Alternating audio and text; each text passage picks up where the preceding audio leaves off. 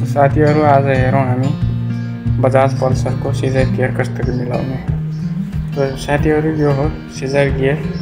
यसलाई हामी आज कसरी मिलाउने बारेमा जानकारी दिन्छौँ। यो चाहिँ यसको सिजर गियर कुलर हो। सिजर गियर कुलर हामीसँग अनिवार्य हुनुपर्ने हुन्छ, हैन भने मात्र सिजर गियर कुलर भएन भने यो मिल्दैन। सबैभन्दा पहिला ठ्याक्क यो सिजर गियरको एकपट्टिको ढाकलाई हामी सिधा गरेर ठ्याक्क हामीले यसलाई एक स्टेप दुई स्टेपमा ल्याउनु पर्ने हुन्छ। एक साइडको स्थिति दुई स्टेपमा ल्याइसकेपछि यसलाई ठ्याक्क भित्र लक गर्ने, अर्कोतिर अपोजिट साइडमा घुमाएर यसलाई पहिला सिधा राख्ने अनि पछि यसलाई पनि त्यही प्रक्रियाबाट दुई स्टेप घुमाएर ठ्याक्क लक गरिदिनु।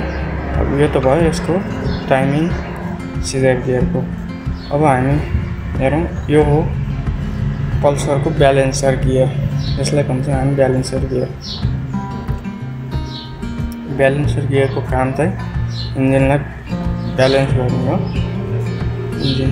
अनि हामीले सिजर गियर लगाउँदा चाहिँ ठ्याक्क यो क्र्याङ्कलाई टपमा राख्नुपर्ने हुन्छ।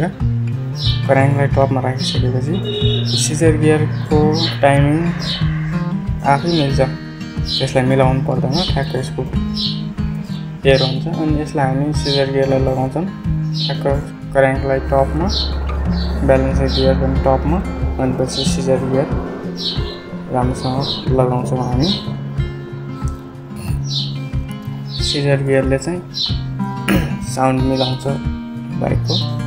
सिजर गियर राम्रोसँग मिलेन भनेपछि बाइकमा नराम्रो खालको साउन्ड आउँछ पल्सर बाइकमा। सिजर गियरमा हामी हाउजिङ लगाउँछौँ।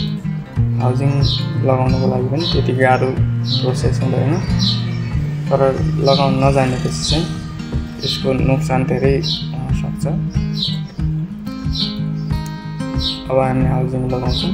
हाउजिङ लगाइसकेपछि यसलाई हल्का हाउजिङ लगाइसकेपछि यसमा सिजर गियर, क्र्याङ्क अनि पछि ब्यालेन्सर गियर ठ्याक्क टपमा हुनुपर्ने हुन्छ। यति सब मिलिसकेपछि सबै हाल्छ। यस्तै खालको भिडियोहरू हेर्नको लागि तपाईँहरूले हामीहरूलाई सब्सक्राइब गर्न सक्नुहुन्छ अनि साइडमा रहेको बेल आइकनमा अलमा क्लिक गर्न सक्नुहुन्छ।